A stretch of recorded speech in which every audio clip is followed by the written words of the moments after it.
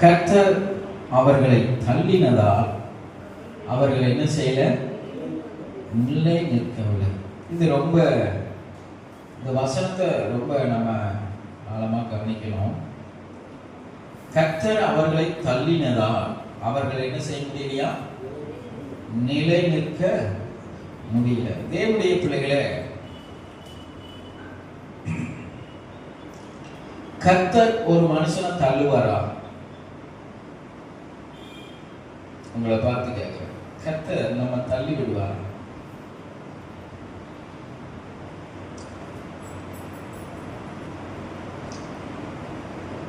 எப்ப தள்ளி விடுவார், ஏன் தள்ளி விடுவார் என்கிற கேள்விகள் உண்டு.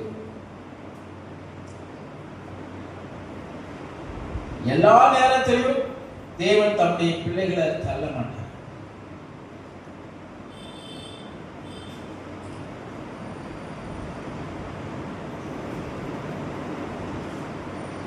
அங்க சொல்லப்பட்டிருக்கிறது அந்த வசனம், கர்த்தர் அவர்களை தள்ளினதினால் அவர்கள் நிலை நிற்கவில்லை. இப்போ நீ சொல்லுகிறேன், கர்த்தர் ஒரு மனுஷனை தள்ளிட்டார்னா அவன் எந்த காலத்திலும் எழுப்பி நிற்கவே முடியாது.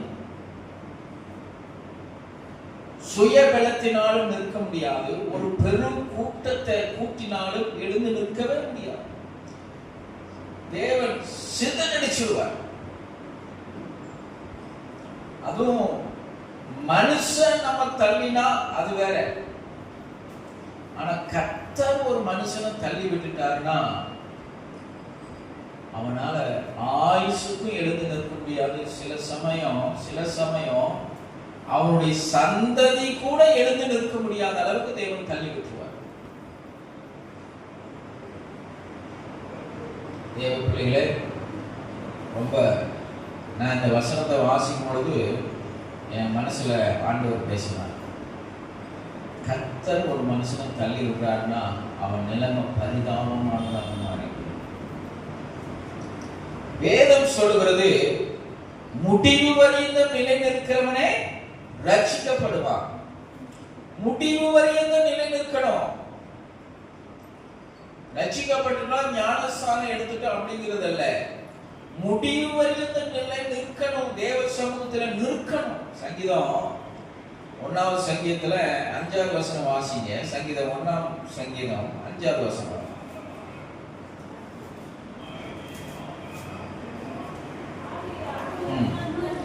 ஆகையால் துன்மார்க்கன் நியாய தீர்ப்பிலும் பாவிகள் நீதிமானுடைய சபையிலும் என்ன செய்யறதில்லை? நிலை நிற்கிறது இல்லை. தேவனுடைய ஆலயத்துல பாவி நிலை நிற்க முடியாது. ஏன்னா அது கர்த்தருடைய சமூகம், தேவ சமூகம். தேவ சமூகத்துல ஆலயத்துல நிற்கிறோம் பாருங்க. ஆலயத்துல நம்ம நிற்கிறது, ஆலயத்திற்கு வருகிறது, நம்ம அவரோடு கூட இணைந்திருக்கிறோம், அவரை ஆராதிக்கிறோம், அவரை மகிமைப்படுத்துகிறோம், கர்த்தருடைய பந்தியில கலந்து கொள்கிறது. இது எல்லாமே தேவனோடு இணைந்திருப்பதற்கு ஒரு அடையாளம். யாருடைய மனசுல பாவம் பெருகிறதோ, கீழ்ப்படியாமை பெருகுகிறதோ, பெருமையும் அகந்தையும் பெருகிறதோ, ஒன்று புரிந்து கொள்ளுங்க, அவங்க ஆட்டோமேட்டிக்கா தேவனுடைய சபையில் என்ன செய்ய மாட்டாங்க? நிலை நிற்கவே மாட்டாங்க, போயிடுவாங்க.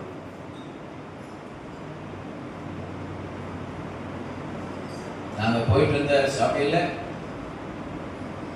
ஒரு சகோதரிய அந்த பாஸ்டர் சொல்லக்கூடாத வார்த்தைகளை சொல்லி திட்டினார். சொல்லக்கூடாத வார்த்தைகளை சொல்லி திட்டினார். அந்த சகோதரி கண்ணீரோட வீட்டுக்கு போயிட்டாங்க. ஆனா அதே சபையில நிலைத்து இருந்தார். அதனால என்ன? அதனால அநேக ஆசீர்வாதங்களை தேவ சமூகத்திலிருந்து பெற்றுக் கொண்டார்கள். நிலைத்து நிற்கிறது ஒரு ஆசீர்வாதம். தேவ சமூகத்தில் நிலைத்து நிற்கிறது ஒரு, சத்தமா சொல்லுங்க, நிலைத்து நிற்கிறது என்னங்க? ஒரு ஆசீர்வாதம். துன்மார்க்கனோ காற்று பதறடிக்கும் பதரை போல என்ன செய்யறானா? பறந்து போகிறான். துன்மார்க்க எங்கேயுமே நிலைத்து நிற்க மாட்டான். சமயத்தில் இந்த பகுதியில் இருக்கிற ஒரு நம்முடைய சபையில வேறொரு சகோதர குடும்பத்தை குறித்து வேறொருத்தரின் இடத்தில் சொன்னார், பாஸ்டர் ஒரு ஃபேமிலி உங்க சபைக்கு பக்கத்தில் இருக்குதுன்னா. அப்ப நானும் சொன்னேன், அப்படியா சொல்லுங்க, நம்ம சபைக்கு வர சொல்லுங்க அப்படின்னு. இல்ல பாஸ்டர், அவர்கிட்ட நான் பேசினேன், அவரு நிறைய பாஸ்டர் பேரை சொல்றாரு. சரி, என்ன சொல்றாரு? அந்த பாஸ்டர் சபைக்கு போன அவரும் சரியில்லை, இந்த பாஸ்டர் சபைக்கு போன இவரும் சரியில்லை, செய்தி சரியில்லை, மாடல விஷயம் தெரியல, சில பாஸ்டர்ஸ் காசு மேல இதா இருக்கிறாங்க, சில பாஸ்டர்ஸ் அப்படியே சொல்லிட்டு வராங்க. இப்படியே சொல்லிட்டே வந்தது. ஒவ்வொன்றையும் குறையும் குற்றப்படுத்தி கொண்டே இருக்கிற தேவனுடைய பிள்ளைகள் எந்த சபையிலும் அவ்வளவு சீக்கிரம் நிலை நிற்கவே மாட்டாங்க. ஏதோ ஒரு முக்கியமான ஒரு காரியத்துல நம்ம வேற சபையில நம்ம நிலைத்து இருந்தாலும், சிலர் எல்லாம் பாத்தீங்கன்னா மாசத்துக்கு ஒரு சபைக்கு மாறிடுவாங்க. மாசத்துக்கு ஒரு சபை, 2 மாசத்துக்கு ஒரு சபை, சின்ன ஒரு காரியத்துக்கு சபை விட்டு போயிடுவாங்க. நம்ம நண்பருடைய சபையில ஒரு நாள் அவர் ஒரு மிலிட்டரி ராணுவ வீரர், ஆராதனைக்கு லேட்டா வந்திருக்கிறார். எல்லா சேர்லயும் அன்னைக்கு திருவந்து வேற எல்லா சர்ச்சிலையும் ஆட்கள் உட்கார்ந்துட்டாங்க. அவர் அந்த கதை ஓரம் நின்றுட்டு இருந்திருக்கிறாங்க. பாஸ்டர் பிரசங்கத்துல நல்லா பேசிட்டு இருந்திருக்கிறாரு. லேட்டா வந்தனால எல்லா சேர்லயும் ஆட்கள் இருந்ததுனால யாரு அவர் பிரசங்கத்தை எல்லாம் ஜனங்க கேட்டுருக்கிறாங்க. இவரும் பாஸ்டர் நல்லா பிரசங்கம் பண்ணிட்டு கவனிக்கிறார். அவர் கதை ஓரத்துல ஒரு 10 நிமிஷம் நின்றுட்டு போயிட்டார். தொடர்ந்து 1 மாசம் 1.5 மாசம் வரலன்னா பாஸ்டர் போய் கேட்டுருக்கிறாரு, பிரதர் ஏன் வரல, என்னாச்சுன்னா, நான் 1.5 மாசத்துக்கு முன்னாடி சபைக்கு வந்தேன், கொஞ்சம் லேட் ஆயிடுச்சு, எனக்கு யாருமே சேர் கொடுக்கல, எனக்கு சேர் கொடுக்காத சபைக்கு நான் என்ன செய்ய மாட்டேன், நான் இனிமேல் வர மாட்டேன், ரைட்டு அப்படின்னு சொல்லிட்டு விட்டார்.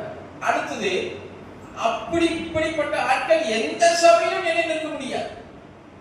சின்ன சின்ன காரியத்துக்கு நம்ம குறை சொல்லி குற்றப்படுத்தி கொண்டே இருக்கலாம், நிலை நிற்கவே முடியாது.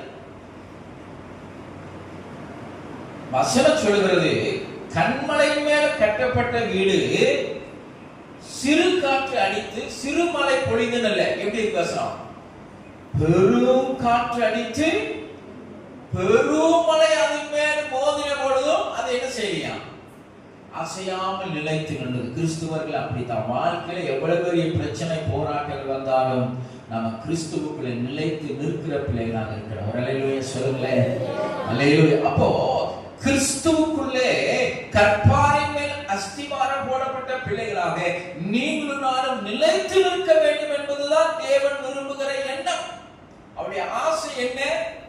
கண்மலை மேல் கட்டப்பட்ட வீடா இருக்கணும், நிலைத்து இருக்கணும், ஸ்ட்ராங்கா இருக்கணும், உறுதியா இருக்கணும், முடிவு வரையும் நிலைத்து இருக்கணும்னு தேவன் விரும்புகிறார். ஆனா இப்படி விரும்புகிற ஆண்டவர் ஏன் ஒரு மனுஷனை தள்ளி விடுகிறார்? இப்படி விரும்புகிற ஆண்டவர் ஏன் ஒரு மனுஷனை புறத்தள்ளி போடுகிறார்? ஒரு மனுஷனை அவர் புறம் தள்ளிட்டாலே வேண்டான்னு அர்த்தம். அவன் ஒரு காலம் நிலை நிற்க முடியாது, 7 ஜென்மத்துக்கு நிலை நிற்க முடியாது. சில இடங்களிலே நீங்க எரேமியா புத்தகத்தை எல்லாம் நீங்க வாசிச்சீங்கன்னா சில மனிதர்களுக்கு மட்டும் ஒரு சில ஸ்லாக்கியத்தை கொடுப்பார். எப்படி தெரியுமா? நான் அவனை புறந்தள்ளுவேன், ஏற்ற நேரத்தில் திரும்ப கூட்டி சேர்ப்பேன். இஸ்ரவேல் ஜனங்களுக்கு அப்படித்தான் சிதறடித்தார். ஆனா ஏற்ற நேரம் வரும் பொழுது திரும்ப சேர்த்துக் கொள்வார். ஆனா இங்க நான் வாசிக்கிற அந்த வசனம் அப்படி அல்ல. அவர் தள்ளி விட்டதுதான். இனி ஒரு நாளும் ஏற்றுக்கொள்ள மாட்டார். அதுல நிறைய பேரை சொல்லலாம். அதுல ஒரு மனுஷனை சொல்ற பாருங்க, ஏசாவை தள்ளி விட்டுட்டார். அவன் இனி 7 ஜென்மத்துக்கும் அல்லது 7 தலைமுறைக்கும் தேவ சமூகத்துல வரவே, சத்தமா சொல்லுங்க, வரவே முடியாது. தேவனுடைய பிள்ளைகளை தேவ சமூகத்துல இருந்து நீங்களும் நானும் தள்ளிவிடப்பட்ட மனுஷர்களாக மாறவே கூடாது. பிள்ளைகளை தேவன் தள்ளி விட்டுட்டார். வேதத்தில் ஆதாரம் உண்டு.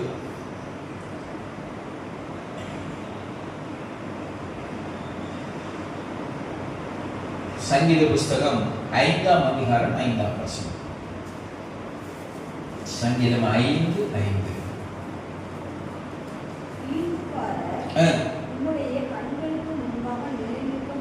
யார் தேவனுடைய பார்வையில் நிலை நிற்க மாட்டார்கள்னா வீம்புக்காரர்.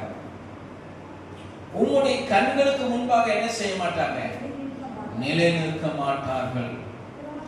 அக்கிரமக்காரர் யாவரையும் வெறுக்கிறீர்.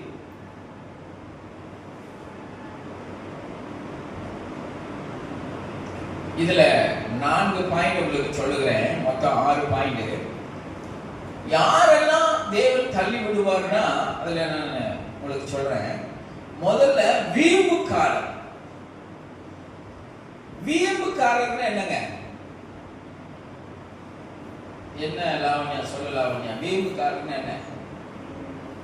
அப்படித்தான் பண்ணுவேன், உன்னால என்ன செய்ய முடியுமா செய், அப்படித்தான் செய்வேன். இதான் வீம்புக்காரர். தவறு என்று தெரிந்தும் வேணுனே செய்வேன், இடைஞ்சல் பண்ணுவேன். வீம்புக்காரர். நான் சொல்றது நீங்க எல்லாமே பாசிட்டிவ் பேசணும்னா சபையை குறிச்சே பேசுறாங்க. சபையில் இல்ல, உங்க குடும்பத்திலே நீங்க வீம்புக்காரரா இருக்கலாம். உங்க பக்கத்து வீட்டுக்காரங்கிட்ட நீங்க வீம்புக்காரரா இருக்கலாம். உங்க சொந்த பந்தங்கள்கிட்ட நீங்க வீம்புக்காரரா இருக்கலாம். நியாயமா நான் வீம்புக்காரரா இருக்கிறது வேற. ஆனா இறங்கி போனாலும் நம்ம அதான் சொல்லுவாங்க, அவனே குனிறான், குனிஞ்சவனை திரும்ப திரும்ப கொட்டுறதுக்கு பேர் என்னது? கொட்டுறதுக்கு பேர் என்னது? வீம்புக்காரர். அவன் உன்னை எதிர்த்து அடிக்கிறதுக்கு தைரியம் இல்லை, குனிஞ்சிட்டான். ஒரு 2 குத்து குத்தியாச்சு, குனிஞ்சவன் நிமிர முடியல, திரும்பவும் குத்தறையில. அதுதான் வீம்பு. இரண்டாவது பெருமை பேசுகிறவர்கள். பெருமை உள்ளவனுக்கு கர்த்தர் என்ன செய்யறாரு? எதிர்த்து நிற்கிறார். முதல்ல வீம்புக்காரர், இரண்டாவது பெருமை பேசுகிறவர், மூணாவது தங்கள் தவறுகளை சரி செய்து கொள்ளாதவர்கள். இப்ப நீதிமான் 7 தடவை விழுந்தாலும் என்ன செய்வானா? எழுந்திருப்பான். ஆனா வசனம் சொல்லுது, அடிக்கடி கீழே விழுந்துட்டா இருந்தாலும்னா விழுந்துட்டே இருக்கிறான்னு வைங்கள, ஒரு தடவை சகாயம் என்று என்ன செய்வானா? நாசம் அடைவான். நல்லா பாருங்க, சகாயம் என்று விழுந்துட்டே இருக்கிறான், தேவன் தூக்கி விட்டுட்டே இருக்கிறாரு. அதுக்காக அவன் விழுந்துட்டே இருக்கிறது லைஃப் கிடையாது. இதுக்கு ஒண்ணு காரணம் என்ன தெரியுமா? சிம்சோன். சிம்சோனுக்குள்ள ஒரு தேவ அபிஷேகம் இருந்ததுங்க. அவனை நிறைய விதத்தில் அந்த அபிஷேகம் அவனை விட்டு விலகி போக வேண்டும் என்று சொல்லி கேட்டுக்கொண்டே இருந்தாங்க. அவன் பொய் சொல்லிட்டே இருந்தான், பொய் சொல்லிட்டே இருந்தான், பொய் சொல்லிட்டே இருந்தான். எப்பொழுதும் போல இருப்பேன் நான், எப்பொழுதும் போல இருப்பேன் நான், எப்பொழுதும் போல இருப்பேன்.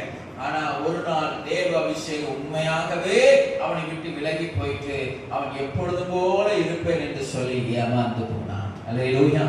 கீழே விழுந்துட்டு எந்திரிச்சான், கீழே விழுந்துட்டு எந்திரிச்சான், கீழே விழுந்துட்டு எந்திரிச்சான். அப்போ சிம்சோனுக்கு ஒண்ணு நினைப்பு வந்துச்சு, கீழே விழுந்தா நம்ம எந்திரிச்சலாம் போல இருக்குது, கீழே விழுந்தா எந்திரிச்சலாம் போல, எதை குறித்து நம்ம கவலைப்பட வேண்டிய அவசியம் இல்லை அப்படின்ட்டு கீழே விழுந்தது எந்திரிக்கிறது அவனுக்கு ஒரு பெரிய மேட்டர் இல்லை. ஆனா ஒரு முறை கீழே விழுந்ததுக்கு அப்புறம் அவனால எப்பொழுதும் போல எழுந்திருப்பேன் என்று சொன்னபோது என்ன செய்ய முடியுங்க? எழுந்திருக்க முடியவில்லை. சத்துருக்கள் அவனை பிடித்தான். எடுத்த உடனே அவன் கண்ணை என்ன செஞ்சாங்க? பிடிக்கிட்டான். தங்களை சரி செய்து கொள்ள மாட்டாதவர்கள். நான்காவது, தங்கள் காரியங்களை நியாயப்படுத்துகிறவர்கள். என்ன செய்வாங்க? சத்தமா சொல்லுங்க. தங்கள் காரியங்களை நியாயப்படுத்திட்டே இருப்பாங்க. இதுக்கு என்ன உதாரணம் சொன்னா அப்படின்னா, முயலுக்கு 3 கால். இது என்ன சொல்றாங்க? குற்றங்களை உணராதவர்கள், தவறுகளை உணர்ந்து கொள்ளாதவர்கள். ஒவ்வொரு பாயிண்ட் பேசினா லேட் ஆயிடும். தவறுகளை, அதான் குற்ற மனச்சாட்சி. என்ன மனச்சாட்சி சொல்லுங்க? குற்ற மனச்சாட்சி இருக்கிறது ரொம்ப ரொம்ப ரொம்ப ரொம்ப நல்லது. உணர்கிற இருதயம். என்ன இருதயம் வேணும்? அத உணர்வடைகிற இருதயம். சொல்லுங்க, என்ன இருதயம்? உணர்வடைகிற இருதயம். குற்ற மனச்சாட்சி, தான் செய்தது தவறு என்பதை உணர்கிற ஒரு இருதயம் இருந்தா ஆண்டவருக்கு ரொம்ப பிடிக்கும். ஆண்டவராகிய இயேசு கிறிஸ்துவுடைய அந்த கல்வாரியிலே ஒரு மனிதன் தன் குற்றத்தை உணர்ந்தான், தான் செய்தது தவறு என்பதை உணர்ந்தான். இன்னொருத்த என்ன செய்யுங்க, உணர்வு அடையல. அவன் பரியாசம் பண்ணினான். நீ உண்மையான ராஜாவா என்றால் வரும்பொழுது உன்னையும் ரட்சித்துக் கொள், என்னையும் ரட்சித்துக் கொள்ளுனா. இன்னொரு அப்படி இல்லை, நாம் நியாயப்படி தண்டிக்கப்பட்டிருக்கிறோம். அதுதான் உணர்கிற இருதயம்.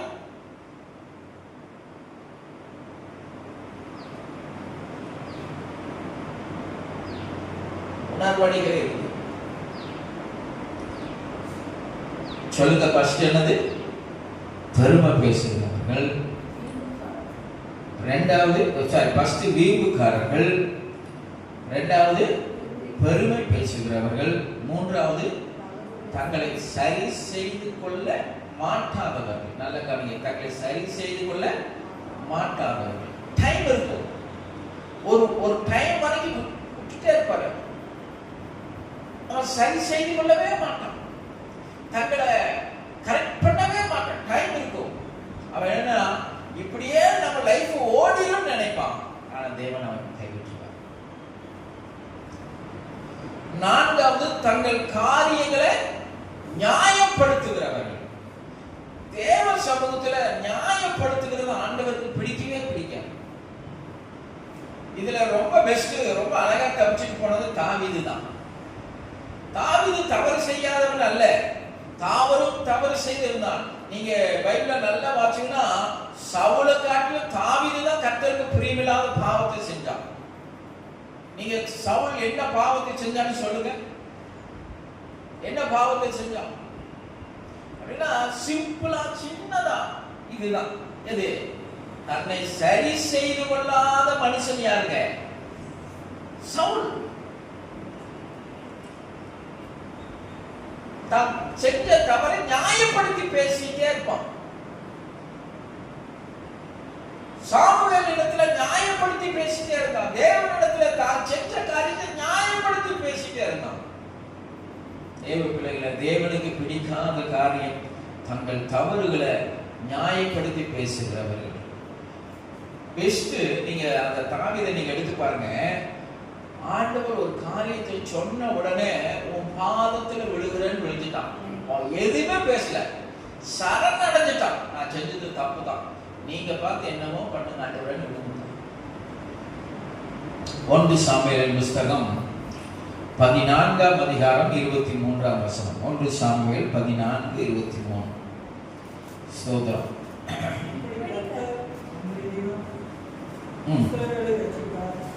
1 சாமுவேல் 14:23.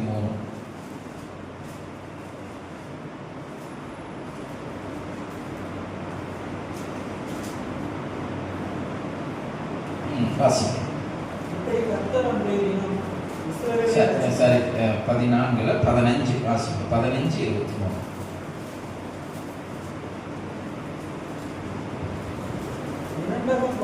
ரெண்டகம் பண்ணுதல், பில்லி சூனிய பாவத்துக்கும் முரட்டாட்டம் பண்ணுதல், அவபக்திக்கும் ஆமென். ஐந்தாவது ரெண்டகம் பண்ணுதல். என்ன பண்றதுங்க? சத்தமா சொல்லுங்க. ரெண்டகம் பண்றதுன்னா என்னங்க? ரெண்டகம் பண்றதுன்னா என்ன? சொல்றது ஒண்ணு, சத்தமா சொல்லுங்க, செய்யறது ஒண்ணு. சொல்றது ஒண்ணு, செய்யறது. ரெண்டகம் பண்றது ஆண்டவருக்கு பிடிக்கவே பிடிக்காது.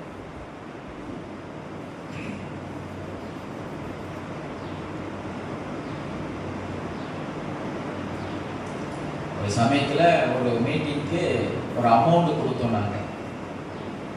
நல்ல அமௌண்ட்.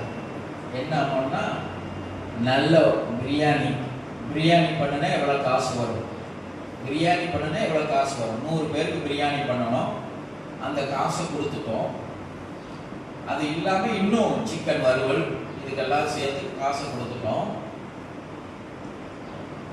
காசு கொடுத்தாச்சு, ஒரு மீட்டிங்கு காசு கொடுத்துட்டோம். அவர் சொல்றாரு, சூப்பரா பண்ணிடலாம், சூப்பர், தெரிஞ்ச ஒரு இடத்துலயா, அருமையா இருக்கியா, சூப்பரா இருக்கியா, குறையே சொல்ல முடியாதையானே சொல்லிட்டு போயிட்டார். காசை வாங்கி கொடுத்தாச்சு. காசையும் சொல்லுங்க, காசு எது கொடுத்துருக்குது? சிக்கன் பிரியாணி, சிக்கன் வறுவலுக்கு கொடுத்துருக்குது. அவர் என்ன சொல்லிக்கிறாரு? சூப்பரா பண்ணிடலான்னு போயிருக்கிறாரு. மீட்டிங் முடிஞ்சு போய் பார்த்தா குஸ்காவும் முட்டையும். என்ன இருக்கு? சத்தமா சொல்லுங்களேன். குஸ்காவும் முட்டையும் இருக்குது. நம்ம எதுக்கு கொடுத்தோம்? சிக்கன் பிரியாணிக்கும் சிக்கன் வறுவலுக்கு கொடுத்துருக்கேன். அதுக்கு தனியா அமௌண்ட் தானே கொடுத்தோம். ஆனா அவருக்கு போனா எல்லா காசு இதுக்கே சரியா போச்சுங்கய்யா, இதுதான் கிடைச்சது, சிக்கன் இப்போ கிடைக்கலையான்னு சொல்லிட்டு குஸ்காவும் ஒரு முட்டையும் கொடுத்து முடிச்சிட்டார். சரி, நம்ம ஒன்றும் சொல்ல முடியாது, கோச்சுக்குவாங்க வந்தாச்சு. ஆனா தேவனுக்கு இது தெரியுமா இருக்குமா? சத்தமா சொல்லுங்க. ரெண்டகம் பண்ணுதல் பிரியமா இருக்காது. இல்லைன்னா இல்லைன்னு சொல்லிடு, இருக்குதுன்னா சத்தமா சொல்லுங்க, இருக்குதுன்னு சொல்லிடு. என்னுடைய நண்பர் கடலூர்ல ஊழியம் பண்றார், ஜேவி ஜீவான்னு சொல்லி. இன்னொருத்தர் எனக்கு கீழே சீனியரா இருந்தவர், உங்களுக்கு தெரியும், கோயம்புத்தூர்ல பென்ஸ். அவரு நான் பைபிள் காலேஜ் படிக்கிறப்ப பென்ஸ் தான் எனக்கு அசிஸ்டன்ட். இந்த கடலூர்ல ஊழியம் பண்ணுகிற டேவிட் ஜீவா என்னுடைய கிளாஸ்.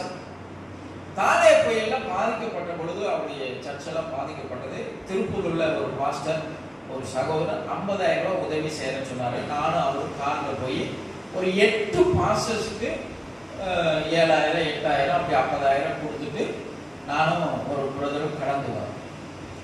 இந்த கோயம்புத்தூர் உள்ள அந்த சகோதரர் என்ன பண்ணாரு, எல்லா நண்பர்கள் நினைச்சு போன் பண்ணி இந்த டேவி ஜீவா விசாரிச்சார். எத்தனை பேர்? சுத்தியும் ஒரு 50 பேர் இருக்கிறாங்க. அப்போ அவர் சொல்றாரு, எனக்கு போன் பண்ணுங்க, உங்களுக்கு என்னென்ன ஹெல்ப் வேணா நான் பண்றேன் அப்படின்ட்டாரு. சரின்னு சொல்லிட்டாருன்னு ஒரு குறிப்பிட்ட நாள் கழிச்சு, சரி அந்த பாஸ்டர் நம்மளுக்கு ஹெல்ப் பண்றேன்னு சொன்னாருன்னு போன் பண்ணி பேசினா, என் அசிஸ்டன்ட் பேசு, அசிஸ்டன்ட் பேசினா அவர் சொல்றாரா, இன்னொரு அசிஸ்டன்ட் பேசுங்க. இப்படி 2 வாரமா தொடர்பு கொண்டு ஒரு உதவியும் கிடைக்கும். ஆனா 10 பேருக்கு முன்னாடி பெருமையா பேசிட்டு ₹1 கூட கொடுக்கறது இல்லை. அதுக்கு பேர் என்னங்க? என்ன பண்றது? ரெண்டகம் பண்ணுங்க. நம்ம சபையில முதல்ல ஒருத்தர் இருந்தார், கீழே நாங்கள் ஆறாவது நடத்திட்டு இருக்கிறப்போ ஒரு சகோதரர் இருந்தார். சபையில் ஏதாச்சும் தேவைன்னு சொன்ன உடனே இது தேவை ஜெபம் பண்ணுங்கன்னு சொல்லுவோம், கேட்க கூட மாட்டோம். இது தேவை ஜெபம் பண்ணுங்க அப்படின்பேன், கேட்க மாட்டேன். ஜெபம் பண்ணுங்கன்னு சொன்னா திடீர்னு அந்த சாட்சி சொல்ற சமயம் அவர் எந்திரிச்சு சொல்வாரு, பாஸ்டர் சொன்னதை நான் வாங்கி கொடுத்தேன் அப்படின்றாரு. நமக்கு உடனே சந்தோஷம், ஓ சரி வாங்கி கொடுப்பாரு. வாங்கி தர மாட்டார். பாஸ்டர் இல்லை பாஸ்டர் இப்போ கொஞ்சம் பொறுத்துங்க பாஸ்டர், 1 மாசம் பொறுத்துங்க, 2 மாசம் இப்படியே போயிடும். ஒரு நாள் ஒரு தேவைக்காச்சும் இதே மாதிரி சொன்னார். நான் டக்குன்னு சொல்றேன், ஐயா நீங்க சொல்லுவீங்க வாங்கி தர மாட்டீங்க, உட்காருங்க அப்படின்னு. இப்படி சொல்றதுனால என்ன நடக்கும்? உதாரணம் இப்படி சொல்றது உண்மையா வாங்கி கொடுக்கணும்னு நினைச்சவங்க கூட என்ன செய்ய மாட்டாங்க. அந்த சகோதரர் சொல்லிட்டாரு. ரெண்டகம் பண்ணுகிறீர்கள். இங்க மாத்திரம் சொல்ல, உங்க குடும்பத்திலையும் நம்ப வச்சு ஏமாத்துறதுக்கு பேர் என்னங்க? சத்தமா சொல்லுங்க. ரெண்டகம் பண்ண. சார் எங்களை திடீர்னு வந்து ஒரு 50,000 ரூபாய் கேட்கறான். தரல சார், நாளைக்கு வாங்கிக்க, அடுத்த வாரம் உனக்கு ரெடி பண்ணி தரவா அப்படின்னு நான் நம்பிக்கையோடு இருப்பான். இன்னும் 4-5 பேர்ட்ட கேட்கலாம்னு நினைச்சிட்டு இருப்பான். அவங்க கூட கேட்க மாட்டாங்க, மாஸ்டர் தரண்டார் அப்படின்னு நம்பிட்டு இருப்பான். அடுத்து வரது தானே பாருங்க, இந்த 1 வாரம் அவருடைய முயற்சியெல்லாம் இருக்காது. ஏன்னா மாஸ்டர் தரண்டார், இந்த 1 வாரம் யார்கிட்டையும் கேட்க மாட்டான், அமைதியா இருப்பான். யாரை நம்பி? மாஸ்டர் சொன்ன வார்த்தை. அடுத்த வாரம் பொழுது சாரு ரொம்ப கஷ்டமான சூழ்நிலை, இப்போதைக்கு எனக்கு முடியாது அப்படின்னு சொன்னா அதுக்கு பேர் என்னங்க? அதுக்கு பேரு இதெல்லாம் தேவனுக்கு பிரியமில்லாத மிகப்பெரிய பாவம். அடுத்தது முரட்டாட்டம் பண்ணுதல். சத்தமா சொல்லுங்க, என்னது கடைசியா? என்ன பண்ணுதல்? முரட்டாட்டம் பண்ணுதல். முரட்டாட்டம் பண்ணுகிறது என்ன? சின்ன குழந்தைகளை பாருங்க, சமாதானம் பண்ணுவான். அடுத்த வாரம் வாங்கிக்கலாம்டா, இதை இப்போதைக்கு யூஸ் பண்ணு, இதை செய்ய அப்படின்னா ஒரு காரியத்தில் இல்ல, ரெண்டு காரியத்தில் முரட்டாட்டம் பண்ணிட்டே இருப்பாங்க. சமாதானம் ஆகவே மாட்டாங்க. சமாதானம் ஆகவே மாட்டாங்க.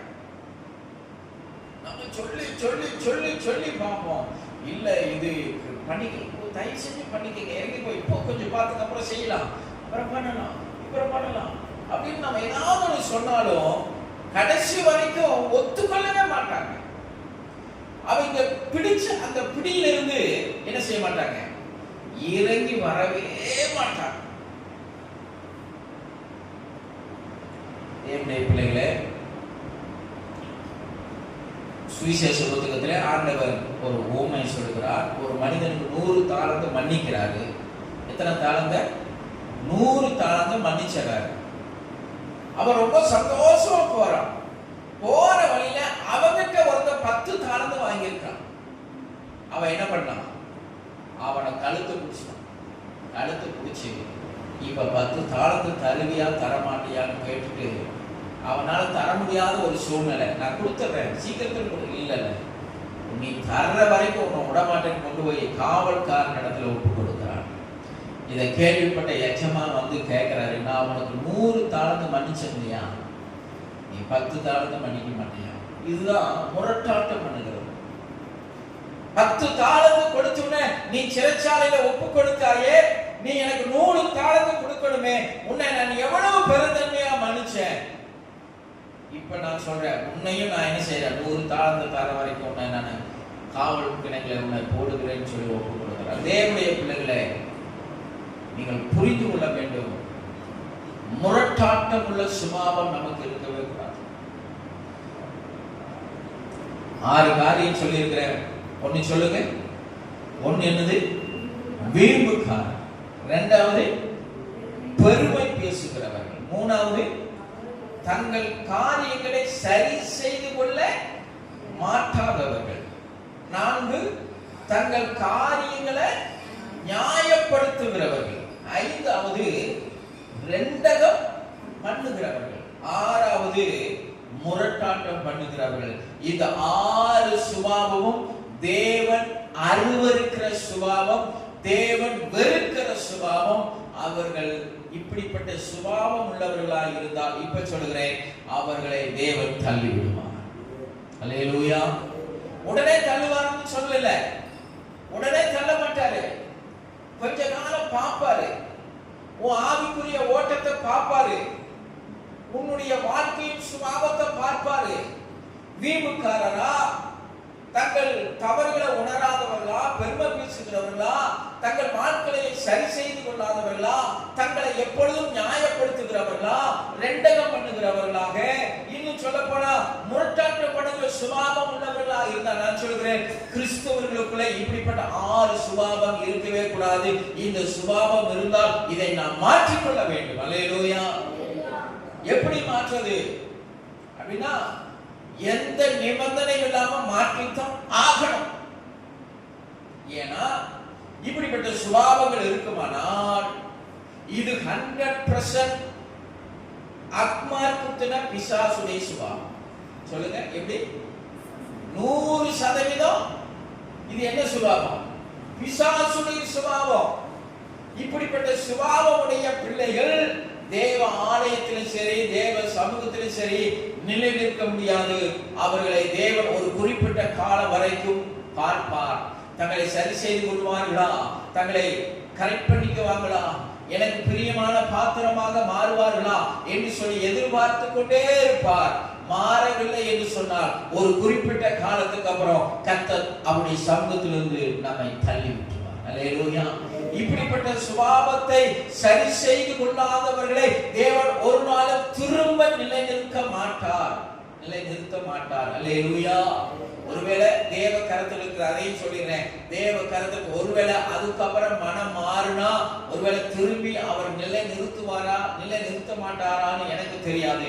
நிறுத்தின சம்பவமும் எனக்கு இருக்குது, நிறுத்தாத சம்பவமும் வேதத்தில் இருக்குது. இதே சிம்சோனே கடைசியா ஆண்டவருடைய சமூகத்தில் அழுது அவன் ஜெபித்தான். ஆண்டவரே, கடைசியா ஒரு விஷயம் மனம் இறங்கும் என்று சொன்ன பொழுது கர்த்தர் தம்முடைய ஆவியினாலே அவனை நிரப்பினார்.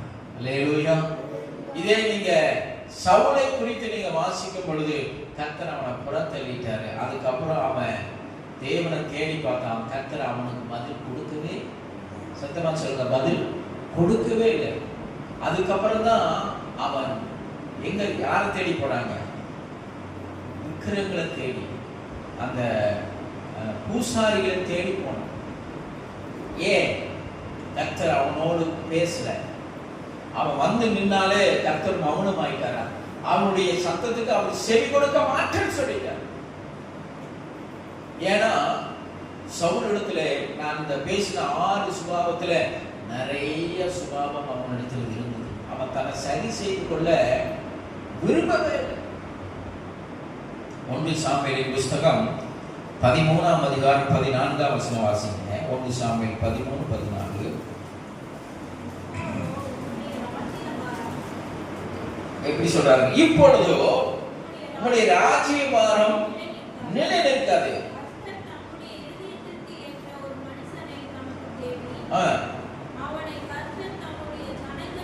சவுலை குறிச்சு ஆண்டவர் சொல்றார், இனி உங்களுடைய ராஜ்யபாரம் என்ன செய்யாது? நிலை நிற்காது.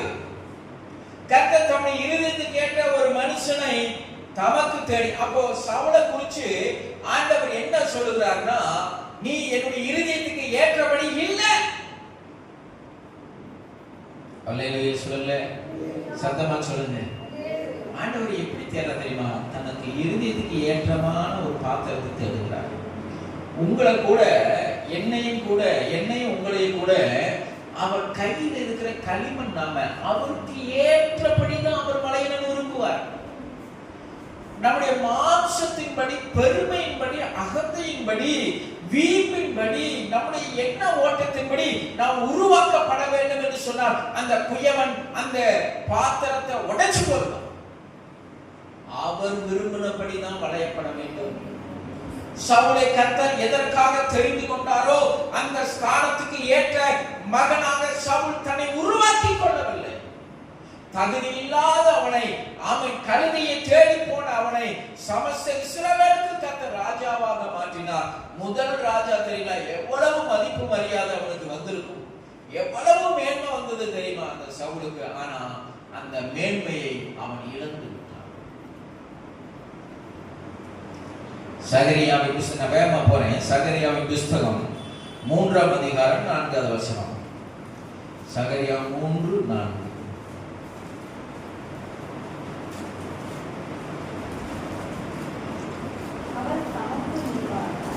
அவர் தமக்கு முன்பாக நிற்கிறவர்களை நோக்கி இவர்கள் மேல் இருக்கிற அழுக்கு வஸ்திரங்களை களைந்து போடுங்கள் என்றார்.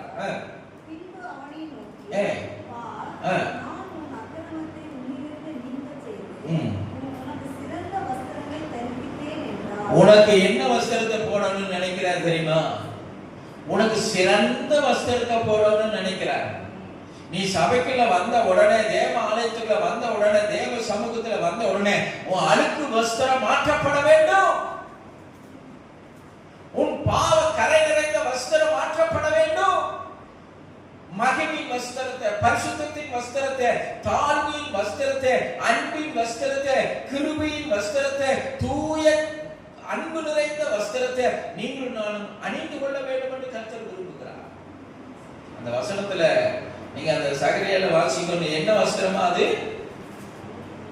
என்ன வஸ்திரங்க? அழுக்கு வஸ்திரங்களை களைந்து போடுங்கள். அடுத்து பாருங்க, என்ன வஸ்திரத்தை கொடுக்கிறாரு? உனக்கு சிறந்த வஸ்திரத்தை தரிப்பிப்பேன் என்றார். வஸ்திரம் எதை குறிக்குது தெரியுமா? ரட்சிப்பை குறிக்குது. இன்னொரு பக்கம் குணத்தை குறிக்கிறது. அந்த ரட்சிப்பில் இருக்கிற அந்த குணம் அதிசயம் என்ன தெரியுமா? இப்போ கவனிங்க, வஸ்திரம் ரட்சிப்பை மாத்திரமல்ல, குணத்தையும் குறிக்கிறது. ஆமென், ஸ்தோத்திரம். யோசேப்பு எப்படிப்பட்ட வஸ்திரத்தை அணிந்திருந்தான்? பலவர்ண ஆடை, கலருள்ள வஸ்திரத்தை. இதெல்லாம் ஒவ்வொரு கலர், ஆவியின் கனி இருக்குது பாருங்க, அதுதான் பலவர்ண வஸ்திரம். ஆவிக்குரிய வஸ்திரம் பலவர்ண வஸ்திரமா இருக்குது. ஒரே வஸ்திரம் அல்ல, பலவர்ண வஸ்திரம். அது சிறந்த வஸ்திரம், அது மேன்மையான வஸ்திரம். அது அந்த வஸ்திரத்தை போட்டதுல அந்த பாருங்க, நல்ல கவனிச்சீங்கன்னா, யாக்கோபு அந்த வஸ்திரத்தை போட்டப்ப அவனுக்குள்ள பெருமை இல்லை, ஆனா அவனை பார்க்கும் பொழுது அவனுடைய நண்பர்களுக்கு கோபம் இல்லை, சாரி, கூட பிறந்த சகோதரர்களுக்கு கோபம். ஏன்னா அது உயர்ந்த வஸ்திரம். நான் இனி உங்களுக்கு வெளிப்படையா சொல்கிறேன், தேவதூதனுக்கு கொடுத்திருந்த வஸ்திரம். அல்லேலூயா. அந்த வஸ்திரத்தை பிடிங்கி கர்த்தர் இன்னைக்கு நமக்கு கொடுத்திருக்கிறாரு. அதனால நம்ம அந்த வஸ்திரத்தை போட்டதுனால பிசாசுக்கு ரொம்ப கோபம். அதனால என்ன பண்றான்? அந்த வஸ்திரத்தை கரைப்படுத்தணும்னு நினைக்கிறான், அந்த வஸ்திரத்தை கிழிச்சணும்னு நினைக்கிறான். Praise the Lord.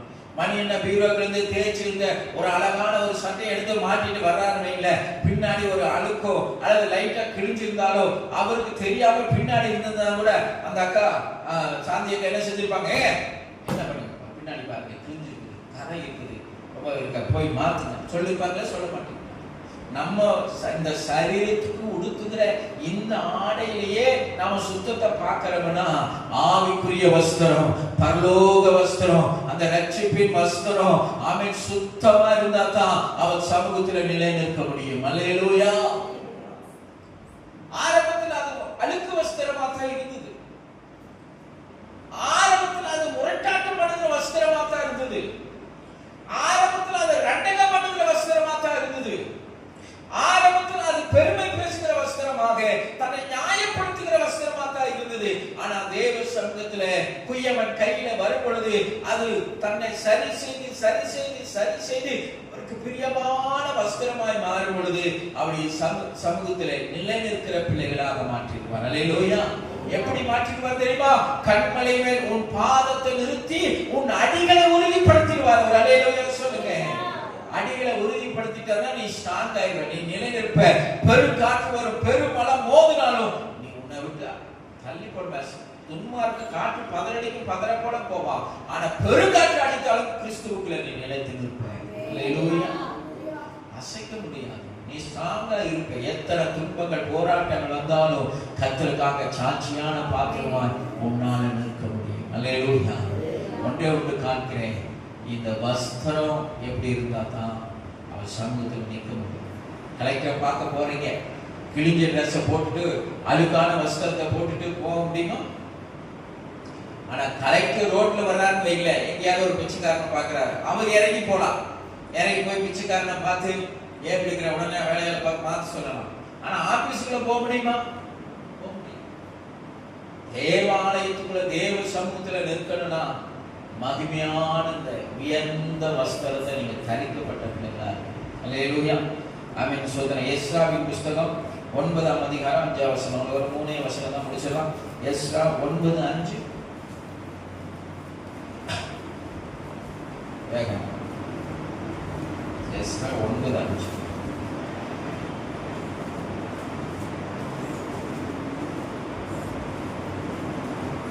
அப்படியே யூதர் தங்கள் சத்துருக்கள் எல்லாம் பட்டயத்தாலே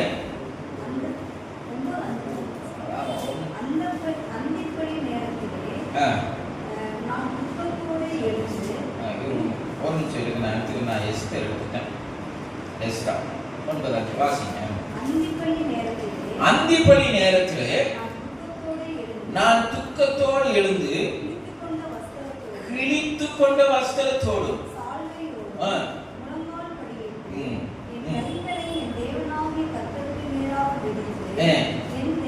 என் தேவனே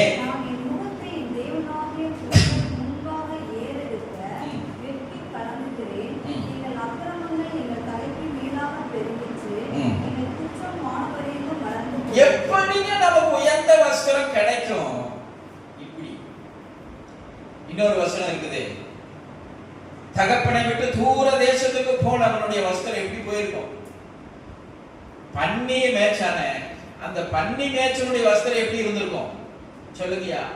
ஜோசுவையா, பன்னி மேய்க்கிறவனுடைய வஸ்திரம் எப்படி இருந்திருக்கும்? அழுக்கா இருந்திருக்கும், அப்படித்தான் இருந்திருக்கும். அப்ப அந்த அழுக்கு வஸ்திரத்தோட தகப்பனிடத்துல வந்த அவன் என்ன வார்த்தை சொன்னான் தெரியுமா? உங்களுடைய பிள்ளை என்று சொல்வதற்கு எனக்கு என்ன இல்லை, அருகதை இல்லை. எரேமியா சொல்றாரு பாருங்க, என் தேவனே, நான் என் முகத்தை என் தேவனாகி உமக்கு முன்பாக ஏறெடுக்க வெட்கி கலங்குகிறேன். சரி, மேல அந்திபடி நேரத்திலே நான் துக்கத்தோடு எழுந்து கிழித்து கொண்ட வஸ்திரத்தோடு சால்வையோடு முழங்கால் படிட்டு. சிலருடைய வஸ்திரம் கிழிஞ்சு கிடக்குது, ஏதோ ஒரு காரியத்தினால் கிழிக்கப்பட்டு கிடக்குது. பன்னி மேய்ச்சவனுடைய வஸ்திரம் நான் நினைக்கிறேன் கிழிஞ்சு கந்தலா போயிருக்கு. எருசலேமிலிருந்து எரிகோவுக்கு ஒரு மனுஷன் போனான். அவன் கல்லர் கையில அகப்பட்ட உடனே அவன் வஸ்திரத்தை என்ன செஞ்சார்கள்? கல்லர்கள் உரிந்து கொண்டார்கள். நல்ல கவனிக்கணும், வஸ்திரம் ரட்சிப்புக்கு அடையாளம் மாத்திரமல்ல, குணாதிசயத்துக்கு அடையாளமா இருக்கு. அவனுடைய சத்துருடைய முதல் மெயின் என்ன தெரியுமா? நம்முடைய குண அதிசயத்தை உரிமையிடும். நீ கிறிஸ்துவன்னா வெளியே என்ன செய்யக்கூடாது? தெரியக்கூடாது.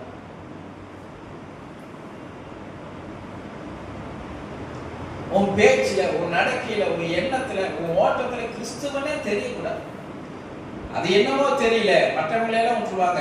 நம்ம ஏதாவது ஒண்ணு பண்ணிட்டா அதைத்தான் சொல்லிடுவாங்க. ஆரம்ப காலத்துக்கு ஒரு வேளை அப்படி இருக்க, நீ எல்லாம் ஒரு கிறிஸ்டினான், நீ எல்லாம் சர்ச்சுக்கு போறியான்னுவாங்க. ஏன்? ஒருவேளை நம்மளை காண்டி ஒரு பெரிய பரிசுத்தமான அவங்க பார்த்துருக்கலாம், ஒரு கிறிஸ்டின்னா இப்படிதான் இருப்பாங்களோன்னு நினைச்சிருக்கலாம். அந்த பார்வையில நம்மளை பார்த்த பொழுது, நம்ம அழுக்கு கிழிஞ்சு போன கத்தையோட அழுக்கு துணியோட பார்க்கும் பொழுது அவங்க சொல்லிடுறாங்க, ஐயோ இவெல்லாம் ஒரு கிறிஸ்டினா. இயேசு கிறிஸ்துவுடைய அச்சு அடையாளங்களை கொண்டவர்கள் அப்போஸ்தலர் புத்தகத்துல போய் பாருங்க, பழிவு பெருகினபடினாலே அவர்களுக்கு கிறிஸ்துவர்கள் என்று பெயர் வந்துச்சாம். கிறிஸ்துவர்கள் என்கிற பெயர் ஏன் வந்துச்சு? கிறிஸ்துவை போல வாழ்ந்ததினாலே கிறிஸ்துவர்கள் என்கிற பெயர் வந்துச்சு. அல்லேலூயா. ஆனா இன்னைக்கு கிறிஸ்துவர்கள் என்கிற பெயரை வைத்துக் கொண்டு தேவனுக்கு பிரியமில்லாத சுபாவத்தோடு வாழ்ந்து கொண்டிருக்கும் பொழுது தேவ சமூகத்தில் எப்படிங்க நிலைத்து நிற்க முடியும்? கிறிஸ்துவர்கள் என்கிற பேர் சர்டிபிகேட் வேணா இருக்கலாம், ஞானசானி எடுத்திருக்கலாம், ஆனா பரலோக அங்கீகரிக்குமா என்பதை நீங்கள் நான் சிந்திக்கணும். பரலோக அங்கீகரிக்கணும்னா இன்றைக்கே நாம் நம்மை சரி செய்து கொண்டு 30, 60, 100 மாறி நல்ல கனி கொடுக்கிற பிள்ளைகளாக மாற வேண்டும். அல்லேலூயா. 2 நாளாகமம் புஸ்தகம் 29:11, யோசுவா 7:13. 2 நாளாகமம் 29:11 வாசிங்க. 2 நாளாகமம் 29:11. என் குமாரரே, இப்பொழுது நீங்க என்ன செய்யாதீங்க? அசதியா இராதீங்க.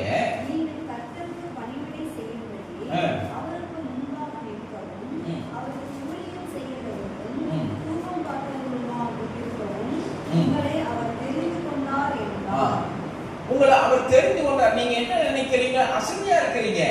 ஏங்க, தண்ணி இருக்குது, சோப்பு இருக்குது, எல்லாம் இருக்குது. இப்ப சுத்தம் பண்ணுங்க உங்க வஸ்திரத்தை. இன்றே அனுக்கிற காலம், இன்றே ரட்சிப்பின் காலம். நிறைய பேர் என்ன சொல்றாங்க? டைம் இருக்குதுங்க, அப்ப சுத்தம் பண்ணிக்கலாங்க. உங்க வஸ்திரத்தை எப்ப சுத்தம் பண்றது? இன்னைக்கு சுத்தம் பண்ணணும், இப்ப சுத்தம் பண்ணணும். தேவன் எதிர்பார்க்கிற காரியம். காலம் செல்லாது. ஏமாந்துராதீங்க. டைம் இருக்குது, நேரம் இருக்குது, சமயம் இருக்குன்னு ஏமாந்துராதீங்க. உங்க இருதயத்தை கடினப்படுத்தாதீங்க. வசனம் சொல்லுது, உங்க இருதயத்தை என்ன செய்யாதீங்க? என் குமாரரே, இப்பொழுது அசதியாயிராதீங்க. அந்த வசனம் எப்படி அழகா சொன்னா, பாரத்தோடு சொல்லப்பட்ட ஒரு வசனம். அதை வாசிங்க. என் குமாரரே, என் குமாரத்திகளே, இப்பொழுது என்ன செய்யாதீங்க? அசதியாயிராதீங்க. நீங்கள் கர்த்தருக்கு பணிவிடை செய்யும்படி அவருக்கு முன்பாக நிற்கவும் அவருக்கு ஊழியம் செய்கிறவர்கள் தூபம் காட்டுகிறவனுமாக இருக்க உங்களை அவர் தெரிந்து கொண்டார். அவருக்கு முன்னாடி நிற்க கூட தெரிந்து கொண்டாருங்க. அந்த ராஜாதி ராஜா, கர்த்தாதி கர்த்தர், வானத்தின் பூமி உண்டாக்கிற அந்த ஜீவனுள்ள ஆண்டவருக்கு முன்பாக நிற்பதற்காக தகுதியுள்ள பாத்திரமா அவனை தெரிந்து கொண்டார். ஒருவேளை உன் வஸ்திரம் அழுக்கா இருந்துச்சுன்னா அவரே ரத்தத்தை சிந்திருக்கிறார். அந்த அந்த ரத்தத்தை எடுத்து உன் வாயினாலே அறிக்கையிட்டு உன் வாழ்க்கையை சுத்திகரித்து அவருக்கு பிரியமான பாத்திரமா மாறினா, ஆமீன் சோதரம், உன்னை ஜீவனுள்ள சாட்சியா நிறுத்துவார். நீ எந்த இடத்துல இருந்தாலும் சரி, எந்த பகுதியில் இருந்தாலும் சரி, உன்னை ஜீவனுள்ள சாட்சியா நிறுத்துவார். உன் மூலம் கர்த்தருடைய நாமம் மகிமைப்படும். நீ கர்த்தருக்கு பிரியமான பாத்திரமாக அப்படி சமூகத்தில் நீடித்து நிலைக்கக்கூடிய பிள்ளைகளாக இருப்ப. உன்னை ஒரு நாள் கர்த்தர் தள்ளி விடுகிற தேவனா இல்லை, உன்னை மாறி அணைத்து விடுகிற தேவனா இருப்பார். அல்லேலூயா, அல்லேலூயா. ஆமீன் சோதரன், யோபு தள்ளி விடுகிற தேவனாய் கர்த்தர் வைக்கல. யோபுவை வேலி அடைச்சு வச்சிருந்தானா. ஆமீன் சோதரன், வேலிக்கு வெளியே நின்று பிசாசு பார்க்கறா. இங்க நின்று பார்க்கறா, சத்தமா சொல்லுங்க. வேலிக்கு வெளியே நின்று பிசாசு பார்க்கும் பொழுது அந்த பிசாசு பார்த்து ஆண்டவர் கேட்கிறாரு, உத்தமனும் சன்மார்க்கும் தேவனுக்கு பயந்து பொல்லாப்புக்கு விலகிற யோபு மேல் கவனம் வைத்தாயோ, அவன் என் பிள்ளை. ஆமீன் சோதரன், எனக்கு முன்னாடி இருக்கிற பிள்ளை, என் அனுமதி இல்லாம நீ தொடவே முடியாது. அல்லேலூயா, அல்லேலூயா. அப்புறம் எப்படிங்க சோதனை? பிசாசுக்கும் தேவனுக்கு ஒரு சேலஞ்ச் வந்தது. நீ என்ன வேணா பண்ணிப்பாரு, அவன் உத்தமத்துல நிக்கிறவன், சத்தியத்துல நிற்கிறவன், நீதியில நிற்கிறவன், பரிசுத்தத்துல நிற்கிறவன், மறுதலிக்காதவன். ஆமென் ஸ்தோத்திரம். தேவன் கொடுத்தார், தேவன் எடுத்தார், தேவனுடைய நாமத்துக்கு ஸ்தோத்திரம் என்று சொல்லுகிறவன் வாயை திறந்து பாவமான ஒரு வார்த்தையும் அறிக்கையிடாத ஒரு பரிசுத்தமா. அல்லேலூயா. அவன் தேவ சமூகத்தில் எவ்வளவு பிரச்சனை வந்தாலும் அப்படி உறுதியா நின்றாங்க. சத்துரு எப்படியாவது அவன் குணாதிசயத்தை கெடுத்து அவன் வாயை திறந்து பாவமான வார்த்தைகளை சொல்லி, தூஷணமான வார்த்தைகளை சொல்லி அவனை எப்படியாவது தேவ சமூகத்திலிருந்து விலக்கிறன்னு பார்த்தான். பிசாசு தோற்று போனான். அல்லேலூயா. யார் தோற்று போடுதுங்க? பிசாசு. ஒருவேளை நான் சொல்றேன், உங்க வாழ்க்கையில பிசாசு தோத்து போகணும். நம்ம வாழ்க்கையில பிசாசு தோத்து போகணும். நம்மளை தேவ சமூகத்திலிருந்து தள்ள ஒரு மனுஷனால் கூடாது. அதனாலதான் பவுல் அழகா சொல்லுகிறாங்க. என்ன வார்த்தை சொல்றாரு? மரணமானாலும் ஜீவனானாலும் கிறிஸ்துவின் அன்பை விட்டு என்னை பிரிப்பவர் எதுனாலும் என்னை பிரிக்க முடியாது. நான் அவருடைய பாதத்தில் நிலைச்சு நிற்பேன், ஸ்ட்ராங்கா இருப்பேன், மரண வரையில நிற்பேன். என்ன காரியமானாலும் சரி, என்னை விட்டு கிறிஸ்துவின் அன்பை விட்டு ஒன்னும் பிரிக்காது என்று சொல்லுகிறார். கடைசியா யோசுவா 7:13, சங்கீதம் 135:2. யோசுவா 7:13 வாசிங்க. யோசுவா 7:13. எழுந்திரு, என் ஜனங்களை பரிசுத்தம் பண்ணி. சொல்ல வேண்டியது என்னவென்றால், நாளைய தினத்துக்கு உங்களை பரிசுத்தம் பண்ணிக்கொள்ளுங்கள். இஸ்ரவேல் யோசுவாவை பார்த்து ஆண்டவர் சொல்லுகிறாரு, உட்கார்ந்துட்டே இருக்காத. ஒரு தப்பு நடந்துச்சு, ஒரு குற்றம் நடந்துச்சு, புலம்பிட்டே இருக்காத, அழுதுட்டே இருக்காத. எங்க வீட்டுல போய் மீதி அதற்குரிய வசனத்தை நீங்க வாட்சி கொள்ளுங்க. யோசுவா தேவ சமூகத்துல அழுதுட்டு இருக்கிறான். ஒரு தோல்வி வந்துருச்சு, ஒரு அவமானம் வந்துருச்சு, ஒரு தப்பு நடந்துருச்சு. அதத்தான் சாமுவேல் இடத்துல கேட்டார், எந்த மட்டும் என் சமூகத்துல அழுதுட்டே இருப்ப? எவ்வளவு நாள் நீ குற்றுயிர் குலவீரமா கிடப்ப? அதை சரி செய்ய வேண்டாமா? நடந்ததை நினைச்சு வேதனைப்பட்டுட்டே இருக்காத. இனி நடக்க போற காரியத்தை பாரு. யோசுவா சொல்றாரு 13வது வசனத்துல, எழுந்து நீ என் ஜனங்களை பரிசுத்தம் பண்ணி. சொல்ல வேண்டியது என்னவென்றால், கரங்களை ஆண்டவருடைய நாமத்தை மகிமைப்படுத்துங்க. அல்லேலூயா. பரிசுத்தப்படுத்து. குறை இருக்குதா, குற்றம் இருக்குதா இல்லைன்னு ஆண்டவர் சொல்லல. நம்மை நாமே பாவமில்லை என்று சொன்னால் நம்மை நாமே வஞ்சிக்கிறவர்கள். ஆனா அதுக்கு பரிகாரம் இருக்குது. அந்த பரிகாரத்தை தேடாம அழுக்கு வஸ்திரத்தோட உட்கார்ந்துட்டு இருக்கவே கூடாது. கிழிஞ்சு போன வஸ்திரத்தோட வந்துட்டே இருக்க கூடாது. ஏன் நான் கிழிஞ்சு போன வஸ்திரம் வச்சிருக்கிறது தெரியுமா? நான் அந்த ரோட்ல போகும்போது சேரி தெரிச்சிருச்சு, அது பட்டுச்சு. இதையே பரம்பரையா சொல்லிட்டே இருக்காது. வருஷத்துக்கு நியாயப்படுத்தி பேசிட்டு இருக்காரு. அந்த நியாயப்படுத்தி விட்டுட்டு எந்திரிச்சு இயேசுவின் ரத்தம் என்கிற சோப்பு போட்டு பரிசுத்தப்படுத்தி ஆண்டவருக்கு பிரியமான பாத்திரமா மாறு. கர்த்தர் உன்னை அடுத்த ஸ்தானத்துக்கு கொண்டு போவார். உன்னை அடுத்த நிலைக்கு கொண்டு போகணும். நியாயப்படுத்திட்டு பேசிட்டு இருக்கிறத விட்டு அதை சரி செய். முரட்டாட்டம் பண்ணாத, பெருமை பேசாத, வீம்புக்காரனா இருக்காத, ரெண்டகம் பண்ணாத. உன்னை சரி பண்ணி உன்னை பரிசுத்தப்படுத்தி அவருடைய சமூகத்துக்கு ஓடோடி வா. உன்னை ராஜாக்களாக, உன்னை ஆசாரியருக்காக பட்டணத்திலும் தேசத்திலும் கர்த்தர் உன்னை உயர்த்தி வைப்பார். அல்லேலூயா, அல்லேலூயா. கடைசியா சங்கீதம் 135:2 ஜெபம் முடிச்சுக்கலாம். சங்கீதம் 135:2 கர்த்தருடைய வீட்டிலும் நமது தேவனுடைய ஆலய பிரகாரங்களிலும் நிற்கிறவர்களே கர்த்தரை துதியுங்கள். நம்ம எல்லாரும் எழுதுங்க. நிற்கிறவர்களே, கர்த்தருடைய ஆலயத்திலும் தேவனுடைய பிரகாரங்களில் நிற்கிற பிள்ளை, நீ எங்க நின்றுட்டு இருக்கிற? நீ தேவாலயத்துல நின்றுட்டு இருக்கிற, தேவ சமூகத்துல நின்றுகிற கண்ண மூடி ஓ ஆவிக்குரிய வாழ்க்கையின் வஸ்திரத்தை பாரு. உன் வஸ்திரம் கரைப்பட்டு இருக்குமானா, உன் வஸ்திரம் கிழிந்து இருக்குமானா, தேவ சமூகத்தில் நிலைத்து நிற்க முடியாது மகனே. உன் வஸ்திரத்தை தூய்மையாக்கிறதுக்கு கர்த்தர் சில காலத்தை கொடுத்திருக்கிறாரு. உன் வஸ்திரத்தை சுத்தம் பண்ணதுக்கு கர்த்தர் சில காலத்தை கொடுத்திருக்கிறாரு. இந்த காலத்துல நீ மௌனமாவும் அசுமையமா இருந்து தூங்கிட்டு இருந்துட்டு உன்னை சரி செய்து கொள்ளாம உன் வாழ்க்கையை அப்படியே நாட்களை கடத்தி கொண்டு காலத்தை தாமதப்படுத்திக் கொண்டு இருப்பாயனா, கர்த்தர் ஒரு நாள் உன்னை புறத்தள்ளி விடுவார். அவர் தள்ளி விட்டுட்டா திரும்ப எழுந்து நிற்க முடியாது. உனக்காக தன் கல்வாரி சிலுவையிலே ஜீவனை கொடுத்தார்,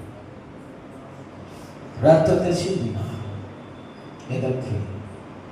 நீ ஆலயத்திலே நிலைத்து நிற்க வேண்டும். கண்மலை மேல் அஸ்திபாரம் போடப்பட்ட பிள்ளையாக இருக்கிறான். சத்ருவோ உன் வாழ்க்கையை கரைப்படுத்திட்டான், உன் வஸ்திரத்தை கரைப்படுத்திட்டான், உன் வஸ்திரத்தை கிழிச்சிட்டான். அதுக்கு என்ன செய்யலாம்? தேவ சமூகத்தில் உட்கார்ந்து ஜெபித்து இயேசுவின் ரத்தத்தினாலே பாவ அறிக்கை செய்து உன்னை பரிசுத்தப்படுத்தி அதைகள் எல்லாம் விட்டு விட்டு குணாதிசயங்கள் மாற உன்னை ஒப்புக்கொள். வீம்புக்காரர், பெருமை பேசுகிறவர்கள், தங்களை சரி செய்து கொள்ள மாட்டாதவர்கள், தங்கள் காரியங்களை நியாயப்படுத்துகிறவர்கள், ரெண்டகம் பண்ணுகிறவர்கள், முரட்டாட்டம் பண்ணுகிறவர்கள் கர்த்தருடைய சமூகத்தில் நிற்கவே முடியாது. அப்படிப்பட்ட குணாதிசயத்தை எடுத்து போட்டு நம்முடைய வஸ்திரம் எப்பொழுதும் கர்த்தருக்கு முன்பாக உயர்ந்த வஸ்திரமாய், சிறந்த வஸ்திரமாய், அழகான வஸ்திரமாய், நீதி வஸ்திரமாய், பரிசுத்த வஸ்திரமாய் இருக்குமானால் உன்னை அவன் சமூகத்தில் நிலைநிறுத்தி உன்னை அழகு பார்ப்பார். உன்னை பட்டணத்துக்கு தேசத்துக்கு உன்னை உயர்த்தி வைப்பார். உன் மூலம் கர்த்தருடைய நாமம் மகிமைப்படும், தேவ பிரசன்னம் வெளிப்படும், உன் ஜெபத்துல வல்லவர் கிரியை செய்யும், கர்த்தர் பெரிய காரியங்களை செய்வார். இப்படிப்பட்ட குணாதிசயம் நம்மிடத்தில் இருக்கும்படி நாம் எல்லாம் கர்த்தரை ஸ்தோத்திரம் பண்ணுவோம். ஆமென். ஸ்தோத்திரம், ஸ்தோத்திரம், ஸ்தோத்திரம், ஸ்தோத்திரம், ஸ்தோத்திரம், ஸ்தோத்திரம். மகா கிருபையுள்ள அன்பின் ஆண்டவரே, இந்த அருமையான நல்ல காலை வேலைக்காக ஜெபிக்கிறோம். இந்த ஆராதனையில் பங்கெடுத்த எல்லா கர்த்தருடைய பிள்ளைகளையும் இயேசுவின் நாமத்தில் வாழ்த்துகிறோம். வர முடியாத பிள்ளைகளை வருகிற வாரங்களிலே அழைத்து வாங்க. ஆண்டவரே, நாங்கள் உங்கள் சமூகத்தில் நிலை நிற்கிற பிள்ளைகளாக இருக்கணும்ப்பா. நீர் எங்களை தள்ளிவிட்டி என்கிற அந்த எண்ணம் எங்கள் வாழ்க்கையில் வரவே கூடாது. அப்படிப்பட்ட காரியம் நடக்கவே கூடாது. நாங்கள் அதற்கு ஏற்ற பிள்ளைகள் அல்ல. நாங்கள் உடைய மார்களை சாய்ந்து கொள்ளுகிற பிள்ளைகள், உம்மாலே அணைக்கப்பட்ட பிள்ளைகளாப்பா. உடைய குயவன் கையில் உள்ள சிறந்த பாத்திரமாய் வளைந்து கொள்ள விரும்புகிற பிள்ளைகள். உமக்கு பிரியமில்லாததை எல்லாம் நாங்கள் முற்றிலும் அழித்துக் கொள்கிறோம். அவைகள் எங்கள் வாழ்க்கைக்குள்ள இயேசுவின் நாமத்தில் வரவே கூடாது என்று கட்டளையிடுகிறோம். வந்தவைகளை இயேசுவின்